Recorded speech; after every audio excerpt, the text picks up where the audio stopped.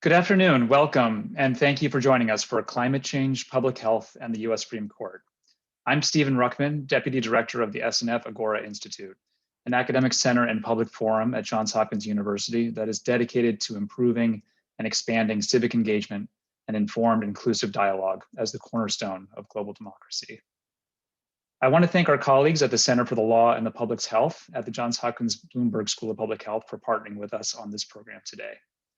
I also, of course, want to thank our guests for sharing their time with us to participate in this important conversation. Today, we'll be talking about what we might expect from the newly configured U.S. Supreme Court on climate change and other matters that come before it concerning public health. We'll begin our discussion by looking at a case that was just heard by the court last week, arising out of Baltimore City's climate change lawsuit against several major energy companies. The city is seeking damages from these companies for the impact of climate change caused by their production of fossil fuels. The specific matter before the court is where the city's case should be heard, at the state level, which the city contends, or in federal court, which the companies prefer. The court's decision in this case could be relevant to similar climate change cases around the country. We're going to use this particular case as a jumping off point for a larger discussion about what jurisprudential moves the new court might make related to other pressing public health issues. I'm very pleased to introduce the experts who will lead us through this discussion today. So experts, you should feel free to turn your cameras on anytime. Sarah Gross is the chief of the Affirmative Litigation Division at the Baltimore City Department of Law. She is serving as counsel for the mayor and city council on a number of civil cases, including this one. Robert Percival is the Robert F. Stanton Professor of Law and Director of the Environmental Law Program at the University of Maryland School of Law, and is leading scholar and teacher in environmental law. Amir Sapkota is a professor at the Maryland Institute for Applied Environmental Health within the University of Maryland's School of Public Health. His work focuses on understanding the impacts of climate change on human health. And today's discussion will be moderated by Thomas Burke, the Jacob I. and Irene B. Fabricant Professor and Chair in Health Risk and Society at the Johns Hopkins Bloomberg School of Public Health, who served as the EPA Science Advisor and Deputy Assistant Administrator for Research and Development in the Obama administration. Thank you all for joining us today. We are really looking forward to hearing your insights about this set of issues. And just a couple housekeeping notes for our audience before I turn things over to Dr. Burke. First, our guests will be in discussion for about 40 minutes, after which we'll take questions from the audience, but just please feel free to submit your questions at any time during the program using the Q&A function. The moderator will choose questions to pose live to the panelists as we go. Also, the chat function has been turned off for comments, just so that we can use it to share any relevant information from the panelists throughout the discussion. So with that, I will turn the conversation over to Dr. Burke. Thank you so much, Stephen. It's really what great timing to have this meeting, and I'm really looking forward to the discussion. There's so much going on right now, and what a shift in environmental science and climate change. But the courts have a tremendous impact on what we do in environmental policy, and today's discussion, I think, will be very important. I was recently asked which of the Trump rollbacks, the regulatory rollbacks that have impacted environmental protection so much, will be the most difficult to undo. And my answer to that was maybe the judges. The shift in the courts, the many appointments, the move to a different point of view may have tremendous and may be the most lasting legacy on public health and our environment. And before we begin to hear from the others, I just want to share a story that I think demonstrates the tremendous impact of the courts. And it's one of the most poignant moments in my career. It was back on February 9th, 2016. And I was meeting with Gina McCarthy in the administrator's office down at EPA. And this was just a few weeks after the president had declared an emergency in Flint, Michigan. And we were meeting on the Flint crisis and planning a trip to Flint, when the general counsel came in and interrupted and handed Gina a note. The room went silent. She put her head down in her hand. And she'll deny this, but I think I saw a little tear because she's a tough person. And then she announced to us, that the Supreme Court had stayed the Clean Power Plan, which is the cornerstone of the efforts of the administration and of President Obama to meet our US obligations under the Paris Accord. And so the courts, in really an unprecedented move, before any court had ruled on the merit of the rule, had stayed this Clean Power Plan. And to me, once again, it just demonstrated the tremendous broad reach and the importance of the courts, and for us as scientists and public health professionals to really understand that interaction. So today, I'm glad to turn it over to our experts, and we'll start with an overview from Robert Percival. Thank you. I clerked for Justice White on the Supreme Court during the October 79 to 80 term. And at that time, the court did not have clear ideological divisions. Justices Brennan and Marshall were opposed to the death penalty, and Justice Rehnquist had come on the court as a conservative firebrand.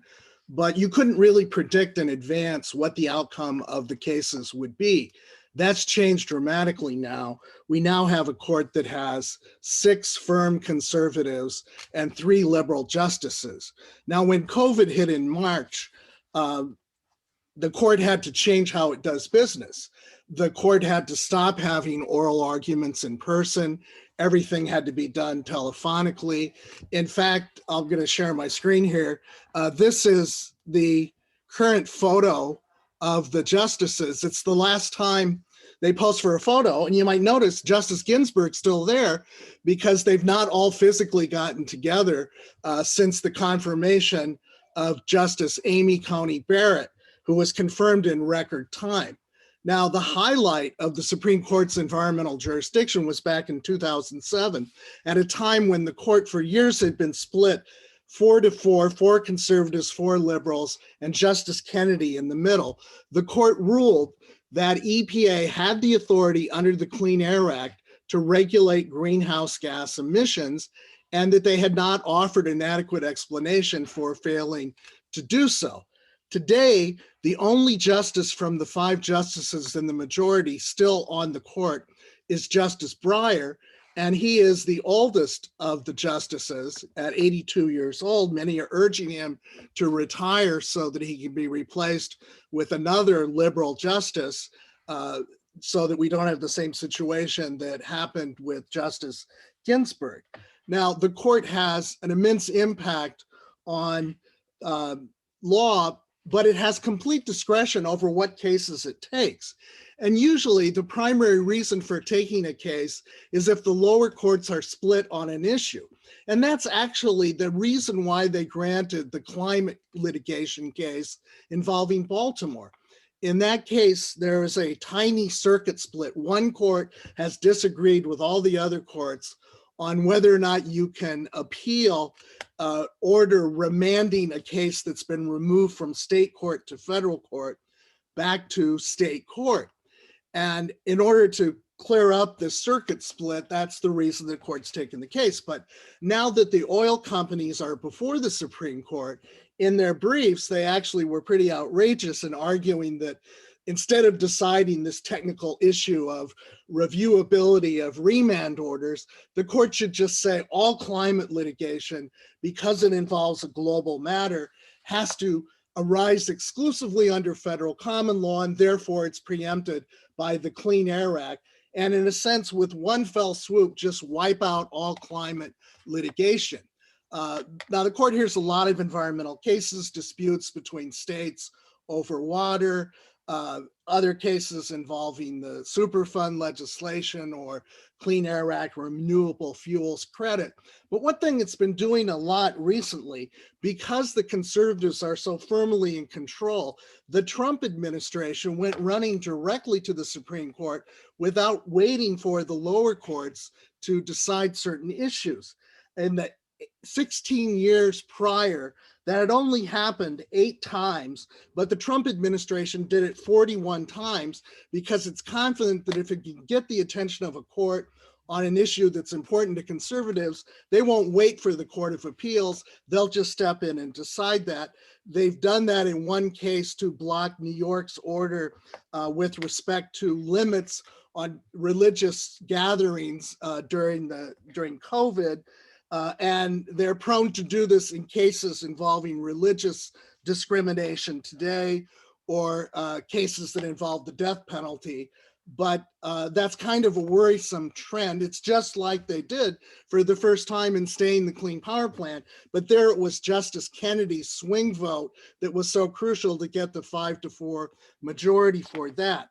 So we'll talk a lot about what may happen in the future with this court, but it really is quite a different court than it would have been if Scalia had been replaced by Merrick Garland. Thank you, Bob. And now to hear a perspective from our city, Sarah Gross. Thank you. And thank you to Stephen and the Institute for hosting me. I'm just going to give a brief background on what affirmative litigation is and then segue into the current case that Baltimore has that was heard in the Supreme Court. So primarily in the past, municipalities and county governments have been focused in their law offices on defensive litigation, which is when the county or the municipality is sued by other parties. There has been a recent trend in the last couple of years moving toward establishing affirmative litigation practices in various cities throughout the country, including Baltimore. Our affirmative litigation practice was founded about 2 or 3 years ago. And affirmative litigation essentially means that the city is the plaintiff as opposed to the defendant. And due to the nature of these cases, a lot of them are falling in the public health arena. In addition to the climate change case, Baltimore has brought lawsuits against the opioid manufacturers for stoking the opioid crisis, which has had a severe effect on Baltimore City. We have lawsuits against the manufacturers of Zantac for producing and continuing to produce a drug that they were aware was carcinogenic. We have a lawsuit against Juul, the vaping product company, for marketing to minors, essentially.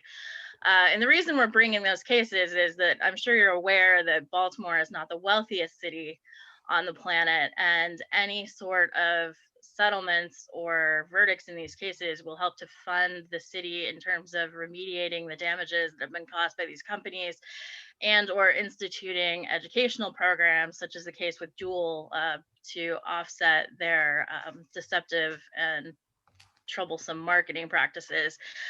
We're actually in the throes of settling a case with Monsanto for the putting PCBs in our water. And obviously that money, if the court approves the settlement, will be a huge boon to the city in cleaning up the contaminated water. So in that light, we have brought a case against numerous fossil fuel companies, including BP and Shell, which is the case that we're here to talk about today. The case by design was brought under state law. There are no claims under federal law, no claims under the Clean Air Act. It was specifically filed with the intent to stay in state court. The claims are basically nuisance claims and also claims under the Maryland Consumer Protection Act. There are no federal question claims in the case. Nevertheless, once the case was filed, the fossil fuel companies moved to remove it to federal court. The case was sent then to the District Court of Maryland, where it was heard by Judge Hollander. We filed an objection to the removal and asked to have the case returned to the Circuit Court for Baltimore City. Judge Hollander, hearing the numerous grounds that the fossil fuel companies raised for the case remaining in state court, determined that, keeping the case in federal court, Judge Hollander determined that the case should be returned to state court. So it was returned to state court. The fossil fuel companies appealed to the Fourth Circuit. The Fourth Circuit determined that they were only allowed to review one of the grounds that was raised and found on that ground that the case should be remanded to state court. Then the fossil fuel companies petitioned for cert, which is review before the Supreme Court. The Supreme Court agreed to hear the case. So it, as was mentioned, it's on very narrow and technical and not particularly sexy grounds on basically the ability of the appellate courts to review bases for remands. But it's an interesting question for this particular court because, as was said, it's a conservative bench, which are historically friendlier to corporations. But there's also the fact that conservative judges tend to be Federalist Society judges, which prefer smaller federal governments. And so this is actually a question of whether or not to expand the jurisdiction of the federal courts. So it's kind of an interesting issue for them, being on one hand pro-corporations, but on the other against the expanding of federal government at all. So that is where we are and where we're going. Thank you, Sarah. And Amir, first, welcome back to Hopkins and to provide us the public health and environmental lens on our backyard, the impacts of climate change on our environment and health. Thank you, Tom. Certainly great to be back at my alma mater, and I want to thank Steve and SNF Agora Institute for extending the invitation. So as Sarah mentioned earlier, a lot of the city's case is actually based on damages to the infrastructure and so forth. But I am here to provide why public health should be part of that discussion as well.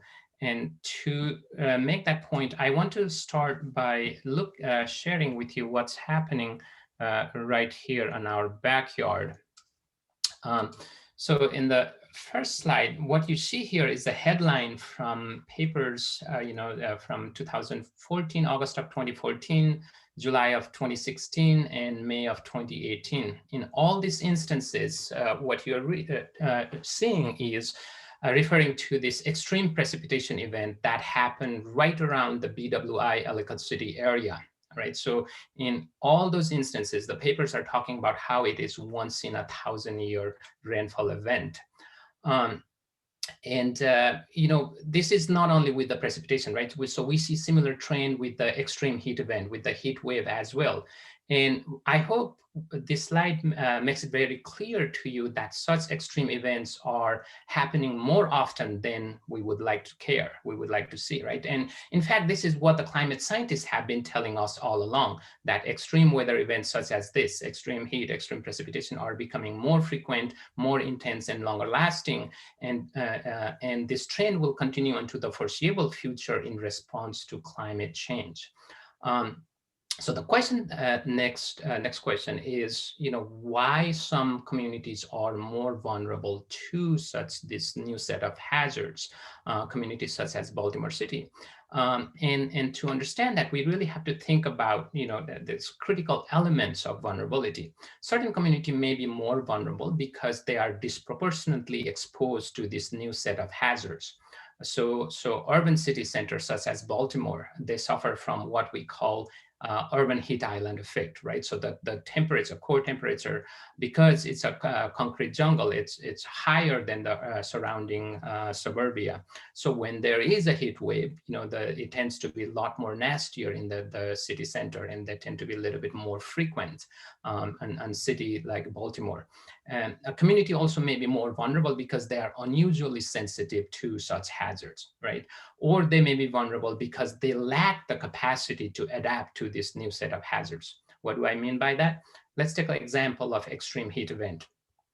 So when there is a heat wave, for example, the people that suffer most are the ones that are on the street, right? So homeless population, people that live in the home but cannot afford the added cost of electricity associated with turning on the electricity, or people who had their electricity shut off because they haven't been able to pay the electric bill, right? So these are the people that bear the disproportionate burden. It's not like folks living in the home with the central AC, right? So they are barely even notice that. So when you are talking about health effects associated with this, it's critical to think about this determinants of vulnerability. And as far as the health effect is concerned, there are the obvious ones, such as, associated with drowning, when there's extreme precipitation events, or heat stroke related death. but there are also other health outcome that we don't talk much about, right? So back in 2016, we partnered with the Maryland Health Department to look at all these adverse health outcome associated with extreme weather events that is happening right in our backyard, and we put together this report called Maryland Climate and Health Profile Report. So I briefly want to go through some of the key findings from this, right? So the first one is extreme heat-related heart attack hospitalization in Maryland, right? So when there is an extreme heat event, the heart attack-related hospitalization goes up by almost 11% in Maryland. But if you look at Baltimore City, the same hazard, but the hospitalization risk goes up by 43%. So almost 4 times higher the risk in Baltimore City compared to Maryland as a whole. Same way, if we look at asthma hospitalization, again, we're looking at asthma hospitalization associated with extreme heat event, summertime extreme heat event. And when we look at that, in Maryland as a whole, we see almost 22% increase in asthma hospitalization when there is extreme heat event. But if you look at Baltimore City, it's almost 36%, very high. And same thing we see with food and waterborne illnesses too. So in this case, we look at a coastal and non-coastal area, right? So the coastal community, experience disproportionate burden. So when we are talking about climate change related, damages, there's a profound impact on the health community as well. And this is something that we cannot and should not forget about. Thank you so much, Amir.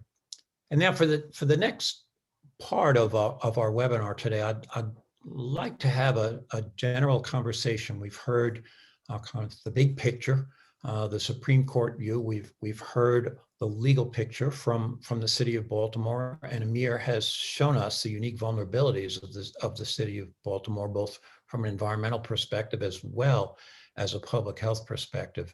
And so now I'd like to open it up and get perhaps to start us off the perspective of how we in the academic community and the science weighs in as we shape perhaps better strategies for our legal approaches to climate change. Bob, would you like to start? Sure. I think what the Biden administration is doing now, particularly with his executive orders on climate that were signed yesterday, is for the very first time really demonstrating that an administration believes that climate change has become a crisis and emergency, and that it has such important environmental justice implications, as Amir indicated, that we need to be mobilizing all aspects of the federal government to respond to it. The problem is, as you indicated, the lower federal courts have been packed now with over 240 new judges selected by President Trump because of their fidelity to strong conservative principles. And there are now 3 Supreme Court justices that are Trump appointees. Now, it doesn't mean that they're not reachable. In fact, last year when Justice Ginsburg was still on the court, there were 2 important environmental decisions where Chief Justice Roberts, who desperately does not want the court to look like a political branch of government, joined with Justice Kavanaugh in reaching very moderate decisions under the Clean Water Act and the Superfund legislation to avoid creating loopholes that would have done great harm. During his confirmation hearings, Kavanaugh was asked whether he thought climate change was a serious problem. And he said, of course it is. The Pope, he's both Kavanaugh and Barrett and 4 of the other justices are strong Catholics. He said the Pope's issued this encyclical that says it's a global problem we all must urgently deal with, particularly because of the environmental justice implications. However, I was greatly disappointed when Justice Barrett at her confirmation hearings was asked about climate change, and she refused to respond at all. But I think climate change has become, its effects have become so apparent around the world that even conservative judges like Justice Kavanaugh are going to get it. And the question will be, will these new Trump-appointed judges and a conservative Supreme Court block initiatives by the Biden administration to really respond to this problem? Sarah, I'd love to get your perspective. And in fact, Jan Vernick, one of our attorneys on faculty here, has asked the question about the Baltimore case. And what is the argument that a single city like Baltimore is appropriately positioned to bring a climate change lawsuit like this?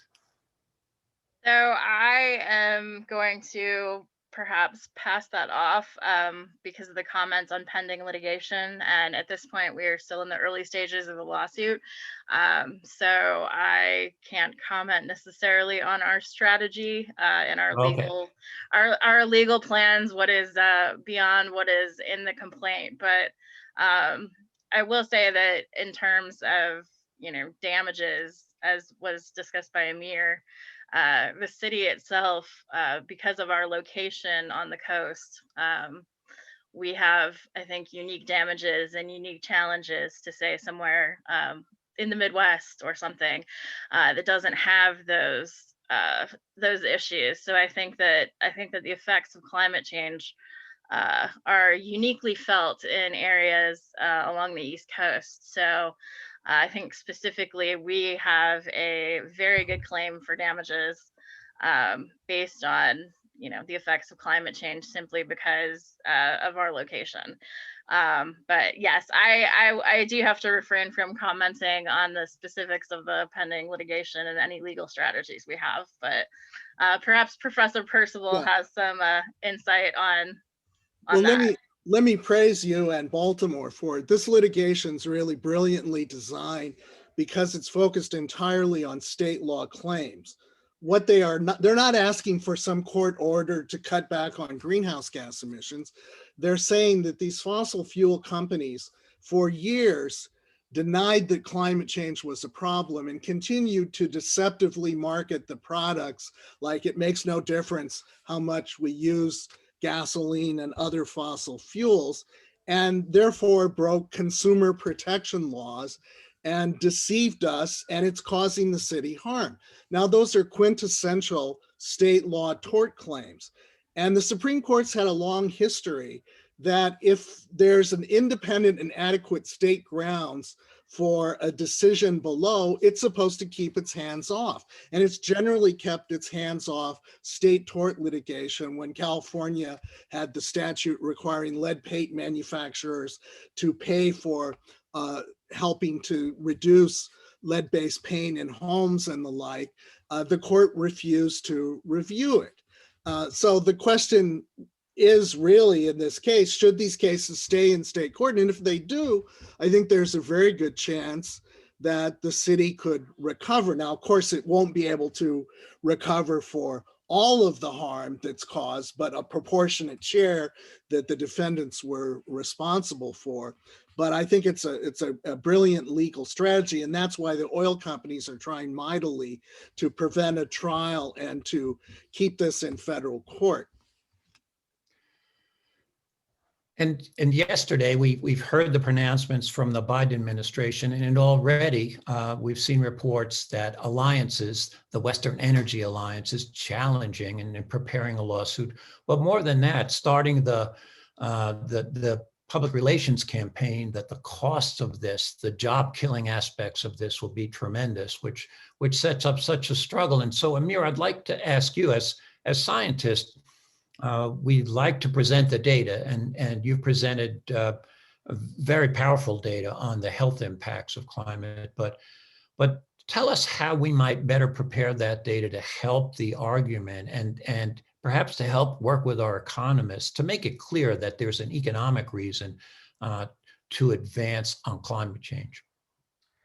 Well, that's a really great question, Tom. And I think one of the profound mistake on this whole field was, when this whole issue of climate change, started becoming prominent, right? There's a lot of focus given just on what's happening with the polar ice caps and the polar bear and farmers in Punjab and so on and so forth. All those things are very important. Let me make that clear. But what's also, what was missed is what's happening right in our backyard.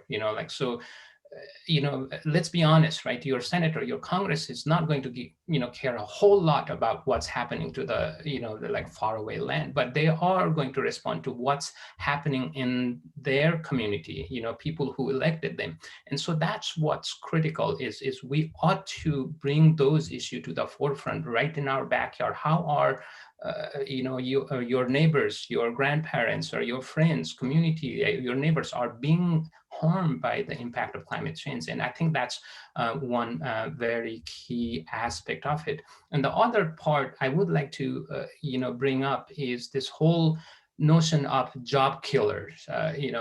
Why every time there is some environmental laws that are mentioned, it's marketed as a job killer, which is absolutely false, right? So if you look at what has happened in terms of all different standard, state and federal standard that we have had since dating back to the 60s, 70s, and what has happened to the national GDP and so forth, right? So it couldn't be far from truth.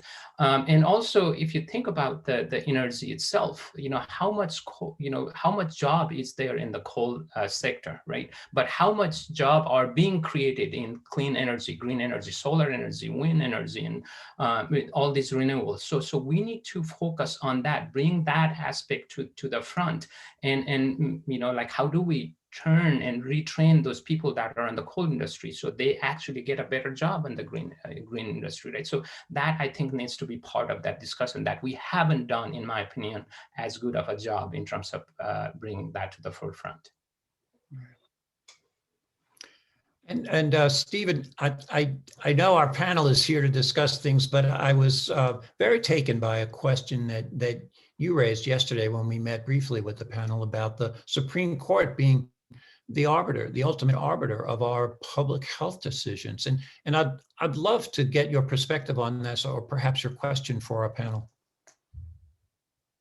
Certainly, yeah. I mean, one of the exciting things about the city's lawsuit is that it relies on strong state laws that cover a range of ills that fold in climate change. And these decisions, for number one, they don't need to be decisions that are always going to the Supreme Court. But number two, the courts don't need to be the route through which action on environmental harms occurs. There's a lot that can be done by the regulatory state. There's a lot that can be done by states and cities.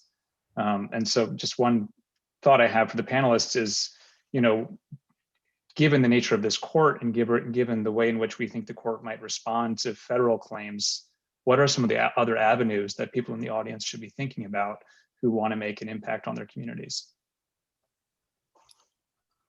And let's open it up to the panel. Robert? Yeah, one thing I wanted to suggest is it's important to build strategic partnerships with interests that you might normally not associate with environmentalism. There's been a sea change in the corporate community, even in the fossil fuel industry. You may be surprised to hear that when President Biden announced that he was rejoining the Paris Accord, the major oil companies all praised him for doing that, because they realize that it's essential that we have a global solution to this. Something that has not gotten a lot of publicity is that in the legislation, the budget legislation that President Trump threatened to veto but ultimately signed, were very significant provisions restoring the ability of EPA to phase out hydrofluorocarbons, a potent greenhouse gas. A decision by Justice Kavanaugh when he was a judge on the DC Circuit had deprived EPA of that ability, even though it's supposed to be in Title VI of the Clean Air Act. And the reason this legislation passed on a bipartisan basis is because all the major air conditioning and refrigeration industry in the US supported it because they have the technology to replace hydrofluorocarbons. So it's going to be both good for US industry, it's going to create jobs, and the bipartisan consensus on that is so significant that President Biden is now submitting the Kigali Agreement to the US Senate for ratification. It's been decades since a major environmental treaty was ratified by the Senate, but they actually think there's a chance that they won't get 67 votes to to remove the president and then punish him, but they might be able to get it for the Kigali Agreement, which is a truly remarkable achievement. It's because of this strategic partnership between US industry and environmentalists. Thank you, Robert.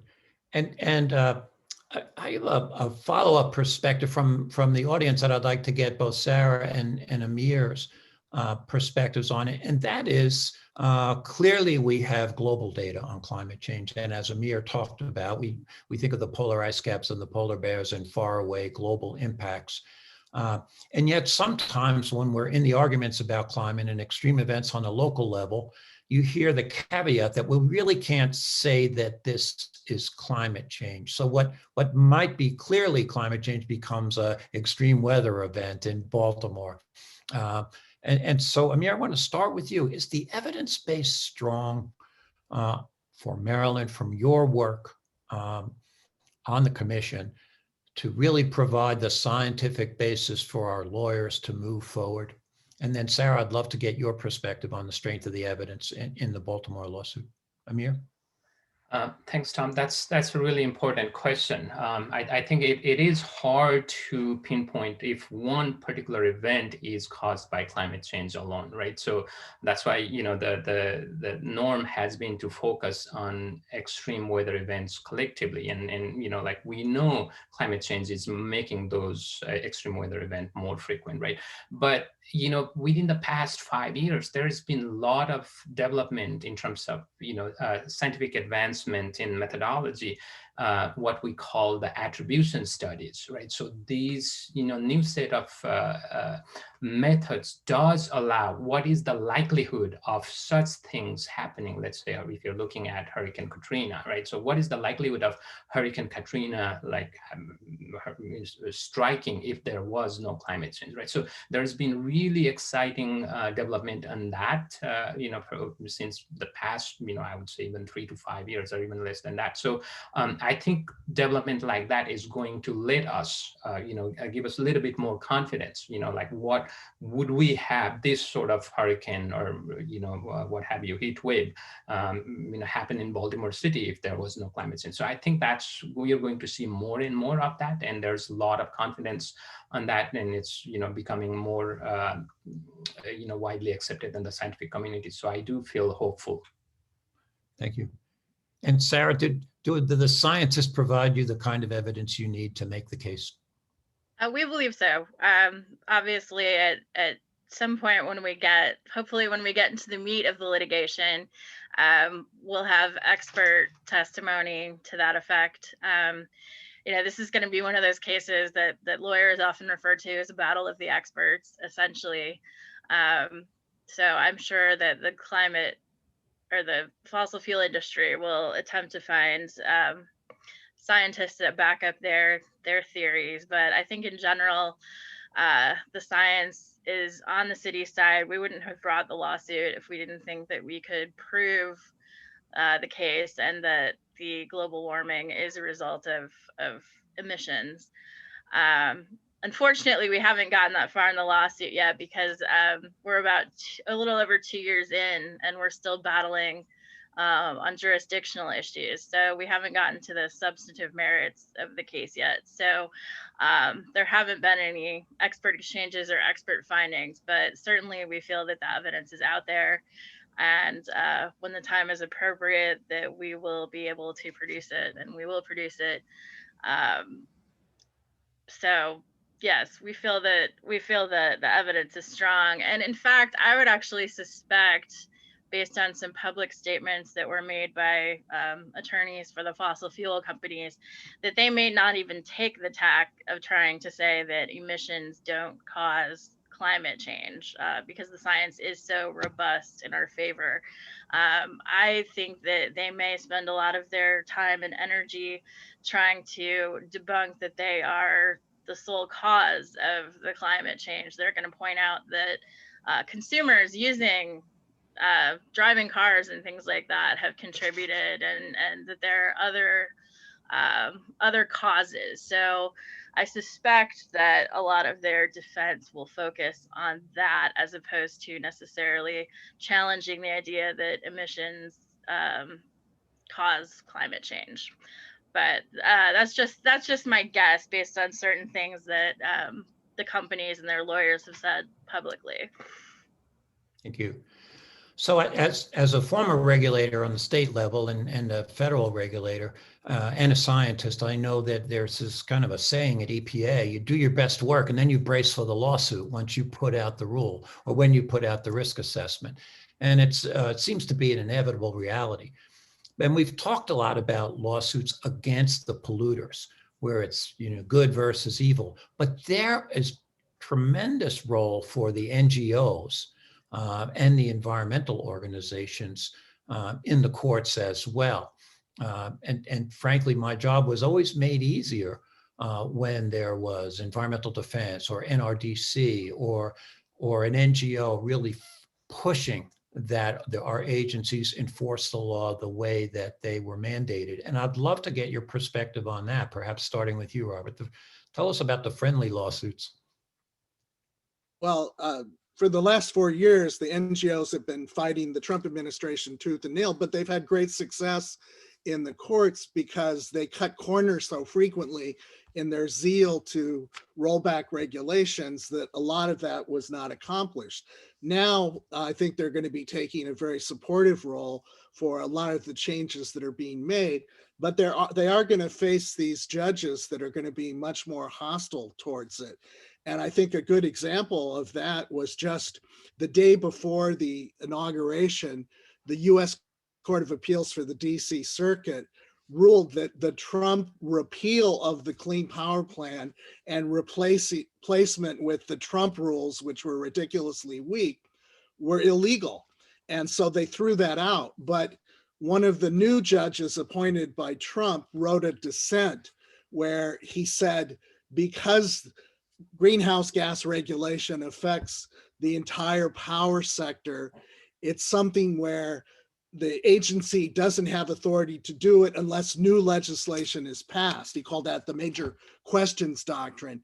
And it's quite possible that if the Supreme Court took an activist bent against climate litigation and climate regulation, you could see decisions cutting back on the standing of environmental groups to be heard in court. The Massachusetts versus EPA decision was split 5-4 on standing, and Chief Justice Roberts, now one of the more moderate members of the court, wrote the majority, the dissent on standing, saying climate change doesn't give any right for environmental groups to go to court, or even states, although the majority said states could do so. So there could potentially be a lot of legal fireworks as challenges are made. And now the environmentalists, instead of opposing what the administration is doing, are going to be supporting it. Thank you. Sarah, have you worked with local or national environmental groups to assist you, and have you gone in partnership with them in lawsuits for the city of Baltimore? We have not engaged in any partnership, but we have had certain groups weigh in. They filed amicus briefs on behalf of the city's position in the Supreme Court. One of the very good briefs was written by the Chesapeake Bay Foundation. So if anyone is interested in reading it, the SCOTUS blog has all of the amicus briefs that were filed in the climate change case.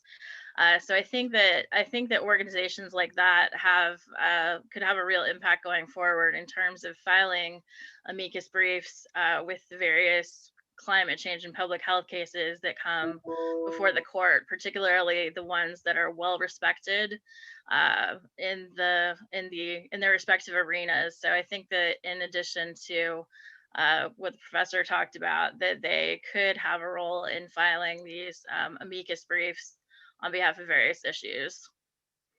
Right.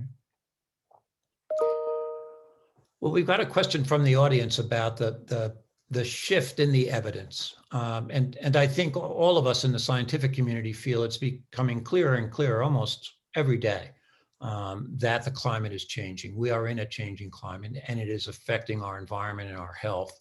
And although it hasn't been all that easy, we do see a shift in public acceptance of that and public support for moving forward.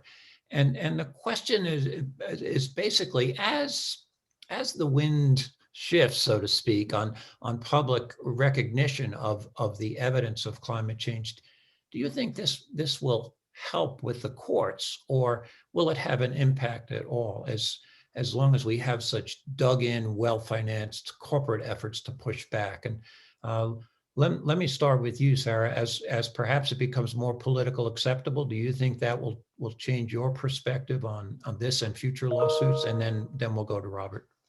I do think that, sometimes we have Supreme Courts that are activist, and sometimes we have some that are more reactionary.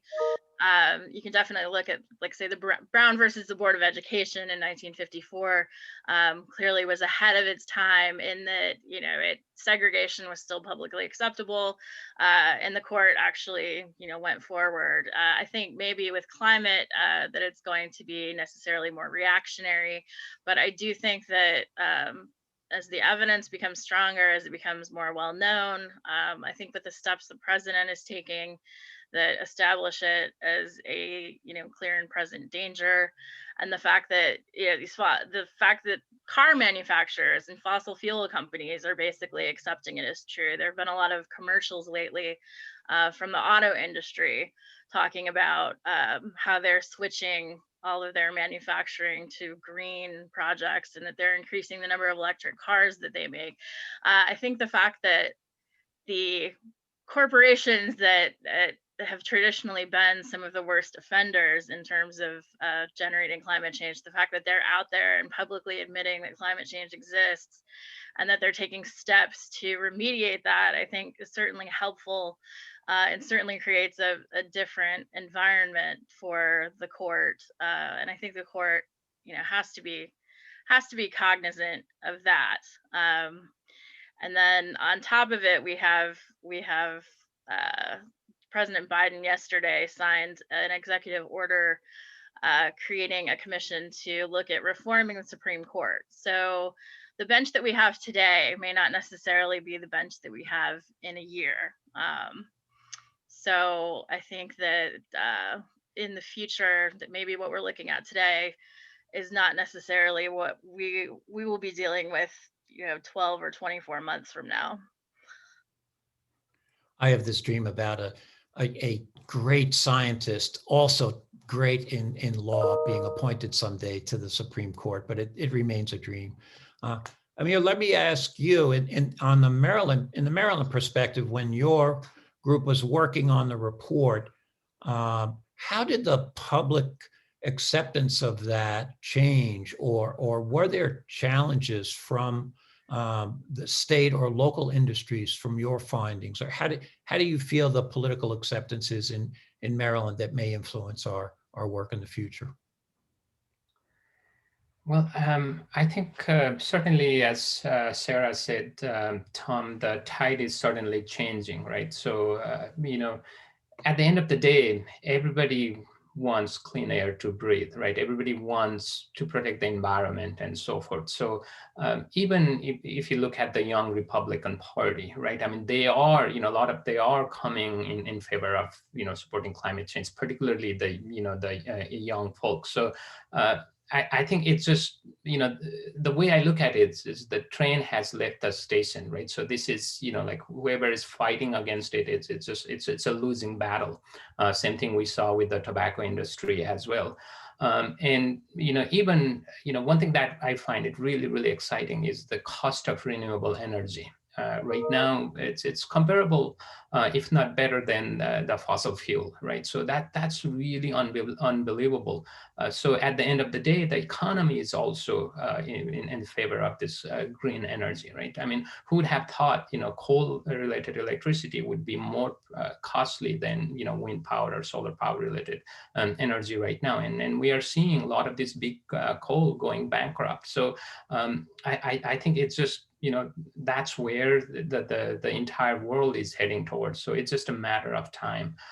So as far as support is concerned, I feel that, we have had a lot of support, particularly from the, grassroots organizations. They've been very, very supportive of the report that we put out, because that provides them the ammunition by which to then go and, argue for it and so forth. So, from that perspective, we have had, it's been very encouraging.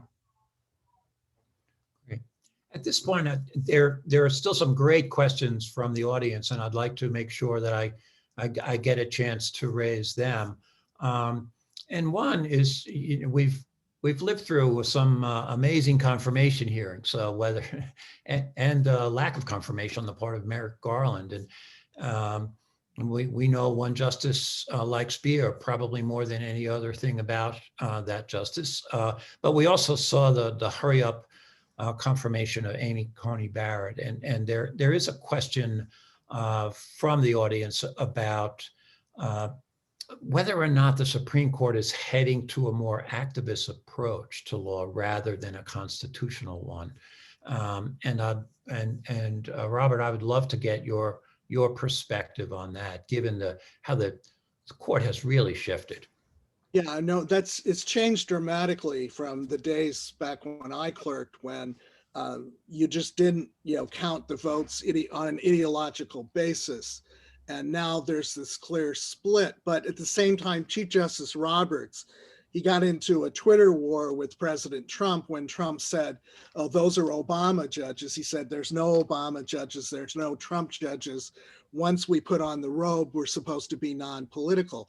He would like to keep it that way, and I hope he's successful. Now, of course, as Sarah indicated, the Constitution does not set the number of justices on the Supreme Court. So if Congress wanted to add justices to the court, expand the size of the court, that can be done just with a simple majority. Well, you have to get over the filibuster in the Senate, but if they broke the filibuster for that, as they got rid of the filibuster for confirming Supreme Court judges, that could be done, and President Biden could appoint more justices. And I also wanted to just quickly mention, there was a question in the chat about why do the oil companies want this in federal court and not state court? And I was going to type my answer, but I clicked answer live and it disappeared, so I couldn't go back and type it.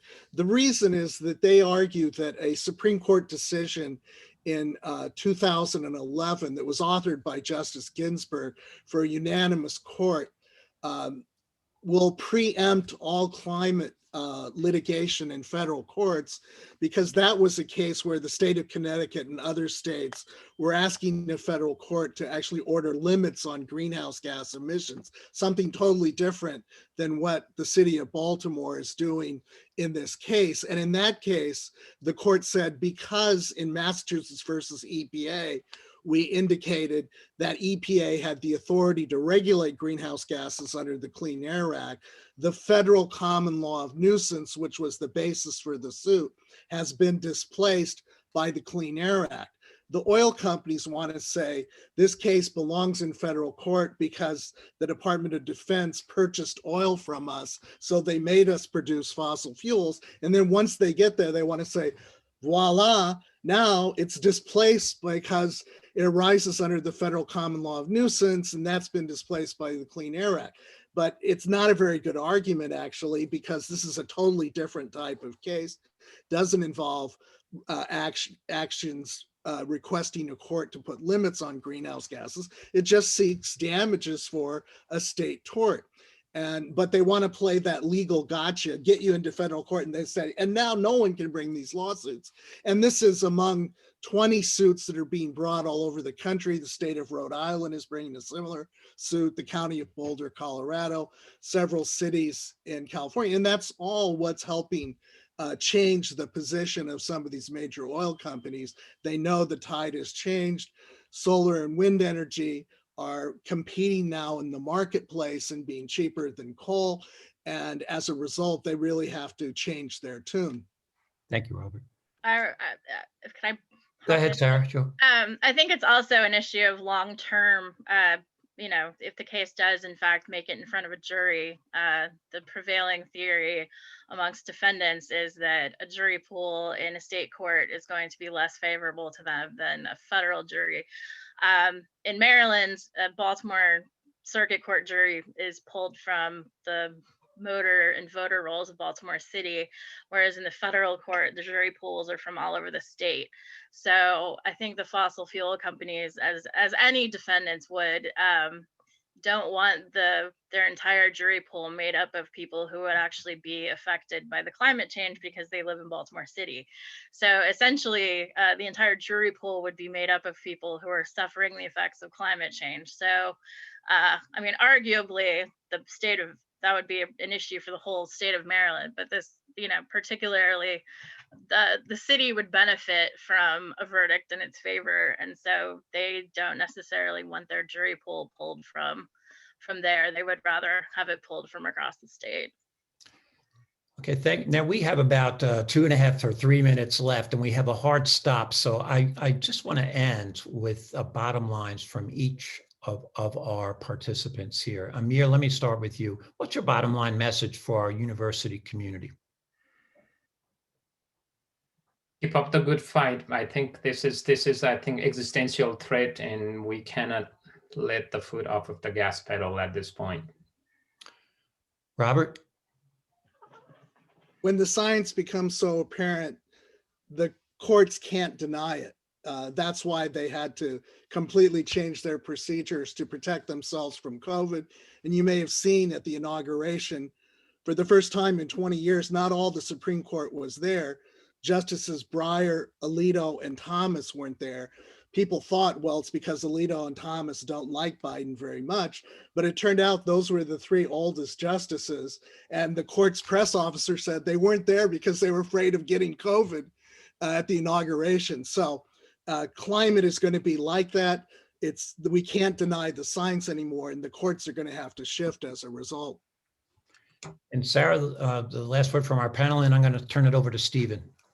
Thank you. I would just say that one of the limitations of the law, unfortunately, is that it's reactive as opposed to proactive, simply because you have to have a ripe case in order for the courts to consider the issues before it. But we are hopeful that even if we can't necessarily repair what's gone before, that we can use litigation to fix things going forward and to use that money, if we win, in a positive way to remediate the effects that have already gone before us.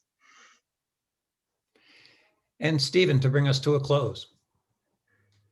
Thank you, Tom, and thank you, Sarah, Bob, and Amir. This has just been a great discussion and great questions from the audience. Climate change is one of the most important issues of our lifetimes, and so much turns on how it plays out, both in the courts and in other venues. So thank you to each of you for the ways you are contributing to our understanding of climate change and to the efforts to reduce its impacts. I also want to thank, again, our partners at the Center for the Law and Public Health at the Johns Hopkins Bloomberg School of Public Health for making this possible. If you want to learn more about their work, we'll post a link to their site in the chat box. And thank you to everyone for tuning in.